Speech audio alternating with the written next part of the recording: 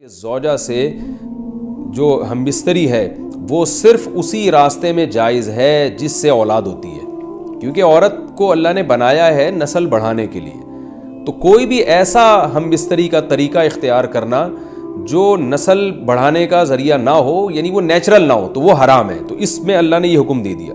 تو اس سے صاف یعنی حدیث سے بھی پتہ چلتا ہے، اور تمام فقہا کا اجماع بھی ہے اس آیت کی روشنی میں کہ مسئلہ تھوڑا حیا کے خلاف ہے، لیکن میرا خیال ہے بتانا ضروری ہے کہ پچھلے راستے سے عورت سے ہم بستری کرنا بالکل حرام ہے، ناجائز ہے، اور نبی صلی اللہ علیہ وسلم کی اس پہ بہت شدید لعنت ہے، بہت شدید وعید ہے۔ تو یہ بالکل اللیگل ہے اسلام میں کہ عورت کے پچھلے راستے سے اس سے ہم بستری کی جائے۔ جو لوگ لڑکوں سے بدفعلی کے عادی ہوتے ہیں ان کو یہ ایک چسکا لگ جاتا ہے، تو یہ حرام ہے، ناجائز ہے، کیونکہ اللہ نے بتا دیا کہ یہ تمہارے لیے بمنزلہ کھیت۔ مفتی طارق مسعود کے بیانات کے لیے طارق مسعود آفیشیل کو سبسکرائب کریں۔ طارق مسعود آفیشیل۔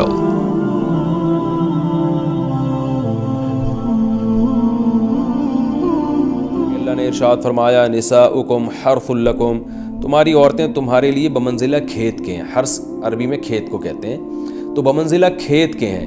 جیسے بیج ڈالا جاتا ہے کھیت میں اور اس سے پیداوار بڑھتی ہے، تو عورت کی جو ایک حیثیت ہے، نیچر نے جو اس کی ایک حیثیت متعین کی ہے، وہ بھی ایک نسل بڑھانے کا ذریعہ ہے، جس میں مرد کا جو اسپم ہے وہ بطور بیج کے ہے، اور جو اولاد ہے وہ ایک پیداوار کی طرح ہے۔ تو اللہ نے یہ یاد رکھیں، اس آیت کو بہت سارے غیر مسلموں نے عورت کے خلاف بہت نیگیٹیوٹی پھیلائی ہے کہ دیکھو اسلام عورت کی توہین کرتا ہے، اس کو کھیتی سے تعبیر کرتا ہے۔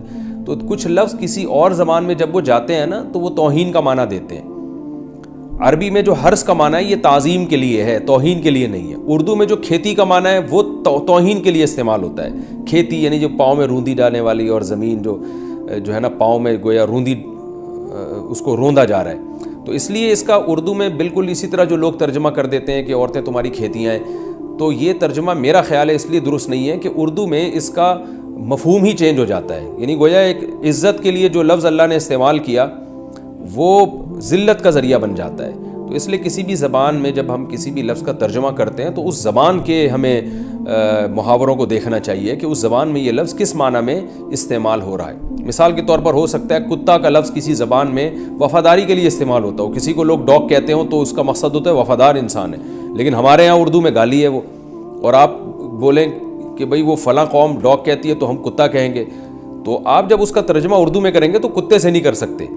تو اسی طرح یہ عربی کا جو لفظ ہے اس میں بھی یہ چیز غور یعنی ملحوظ رہنی چاہیے۔ تو اس لیے اس کا ترجمہ کیا جائے گا تمہاری عورتیں تمہارے لیے پیداوار بڑھانے کا ذریعہ ہیں، نسل بڑھانے کا ذریعہ ہیں۔ فاتوا حرثکم، تم اپنے اس نسل بڑھانے کے ذریعے کے پاس آؤ، انا شئتم، جیسے چاہو، وقدموا لانفسکم، اور اپنے نفسوں کے لیے آگے بھیجو، یعنی اولاد کی نیت سے آیا کرو زوجہ کے پاس، اور آخرت کے لیے انتظام کرو، یعنی اولاد پیدا کر کے جو تاکہ دنیا اور آخرت میں تمہارے لیے، فیوچر میں تمہارے لیے کام آئے، دنیا بھی داخل ہے آخرت بھی داخل ہے۔ تو اس آیت کا بھی ایک شان نزول ہے کہ صحابہ کرام تو چونکہ جو خواتین تھیں مکہ میں صدیوں سے وہ لوگ آباد تھے، ان کے سفر خاص طور پہ عورتوں کے سفر بہت ہی کم ہوا کرتے تھے۔ تو جب ہجرت ہوئی ہے اور جو ہے ہجرت کر کے بہت ساری صحابیات مدینہ آئی ہیں، تو مدینہ میں ان کے نکاح دوسری قوموں میں ہوئے، پھر انصار صحابہ سے بھی ہوئے۔ تو چونکہ تقویٰ تھا ان خواتین میں، للہیت تھی، تو بعض جگہ ایسے واقعات ہوئے کہ میاں بیوی کے جو آپس کا ریلیشن ہوتا ہے، ظاہر ہے وہ ہر قوم میں اور ہر جو ہے شخص کا مزاج دوسرے سے مختلف ہوتا ہے، تو بعض مردوں نے اس طرح سے اپنی زوجات کے ساتھ ہم بستری کی کہ ان خواتین کو پھر اشکال ہوا کہ پتہ نہیں اس طرح سے ہم بستری کرنا جائز بھی ہے یا نہیں ہے۔ تو انہوں نے نبی صلی اللہ علیہ وسلم سے یہ مسئلہ پوچھا کہ یا رسول اللہ، ہمارے شوہر ہمارے پاس اس طرح سے آتے ہیں تو کیا یہ جائز ہے یا نہیں؟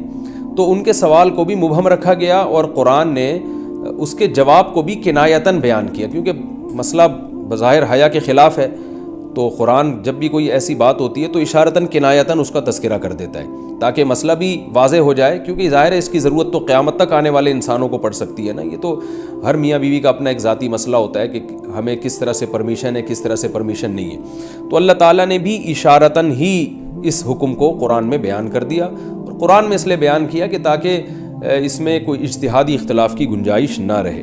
تو اللہ نے قرآن مجید میں بیان کیا، فرمایا نساؤکم حرث لکم، تمہاری جو ازواج ہیں، تمہاری جو بیویاں ہیں، وہ تمہارے لیے بمنزلہ کھیت ہیں۔ کھیت کا مطلب کیا ہوتا ہے؟ پیداوار بڑھانے کا ذریعہ۔ تو اس میں سب سے پہلا مسئلہ تو قرآن نے یہ بیان کر دیا کہ زوجہ سے جو ہم بستری ہے وہ صرف اسی راستے میں جائز ہے جس سے اولاد ہوتی ہے، کیونکہ عورت کو اللہ نے بنایا ہے نسل بڑھانے کے لیے۔ تو کوئی بھی ایسا ہم بستری کا طریقہ اختیار کرنا جو نسل بڑھانے کا ذریعہ نہ ہو، یعنی وہ نیچرل نہ ہو، تو وہ حرام ہے۔ تو اس میں اللہ نے یہ حکم دے دیا۔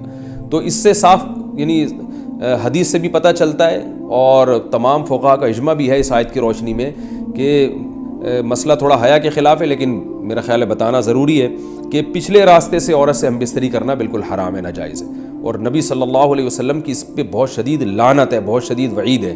تو یہ بالکل اللیگل ہے اسلام میں کہ عورت کے پچھلے راستے سے اس سے ہم بستری کی جائے۔ جو لوگ لڑکوں سے بدفعلی کے عادی ہوتے ہیں ان کو یہ ایک چسکا لگ جاتا ہے، تو یہ حرام ہے، ناجائز ہے، کیونکہ اللہ نے بتا دیا کہ یہ تمہارے لیے بمنزلہ کھیت کے ہیں۔ تو اس میں قرآن نے وہ جو سوال تھا نا اس کی طرف اشارتاً جواب دے دیا، اور آگے فرمایا فاتو حرثکم، تم اپنے کھیت کے پاس آؤ، یعنی پیداوار بڑھانے کا جو ذریعہ ہے اس جگہ کی طرف آؤ، انا شئتم، جیسے چاہو، یعنی باقی جس طرح سے تم چاہو زوجہ سے ہم بستری کر سکتے ہو، اس میں کوئی خاص طریقہ متعین نہیں ہے۔ میاں بیوی کا ایک دوسرے سے کوئی پردہ نہیں ہے، ہن لباس لکم وانتم لباس لہن، یہ دونوں ایک دوسرے کے لیے لباس ہیں۔ تو اس میں طریقہ کار کوئی بھی ہو سکتا ہے، کسی بھی طرح سے کرنا چاہو ایک دوسرے سے لطف اندوز ہو سکتے ہو، لیکن فاتو حرثکم آنا موضع حرث میں ہے۔ حرث کا مطلب وہ اس جگہ کی طرف آنا ہے جہاں سے نسل بڑھتی ہے، کسی اور راستے کی طرف۔ اس سے صاف طور پر جو ہے نا وہ جو فاسق فاجر لوگوں کی جو برائی ہے، جو لڑکوں سے بدفعلی کے نتیجے میں پیدا ہوتی ہے، اس کا اللہ نے قلع قمع کر دیا کہ اس کی اسلام میں بالکل اجازت نہیں ہے۔ باقی طریقہ کار کیا ہوگا یہ تمہارے اوپر، اس کی اللہ نے تمہیں اجازت دی ہے۔ وَقَدِّمُوا لِأَنفُسِكُمْ، اور چونکہ بار بار حرث کا تذکرہ ہو رہا ہے کہ نسل بڑھانے کا، تو اس لیے اللہ نے فرمایا کہ قدموا لانفسکم، اپنی ذات کے لیے فیوچر میں انتظام کرو۔ قدموا کا مطلب آگے بھیجو اپنی ذات کے لیے سرمایہ۔ کیا مطلب؟ کہ جب زوجہ سے ہم بستری کرو تو نیت اولاد کی ہونی چاہیے، تاکہ وہ اولاد دنیا میں بھی اور آخرت میں بھی تمہارے لیے ذخیرہ بن جائے۔ تو یہ نسل بڑھانے کی بہت زبردست ترغیب ہے اس آیت میں، اور اس آیت میں اللہ نے عورت کا کہ بہت ساری ذمہ داریوں میں سے ایک بڑی ذمہ داری کا بھی بیان بتا دیا کہ عورت کو اللہ نے بنایا ہے، جو مرد اور عورت کا جو فرق رکھا ہے نا، اس فرق کی بڑی وجہ یہی ہے کہ مرد کے اسپم کو اللہ نے بیج کے طور پہ پیدا کیا ہے، اور عورت کو اللہ نے زمین کے طور پہ۔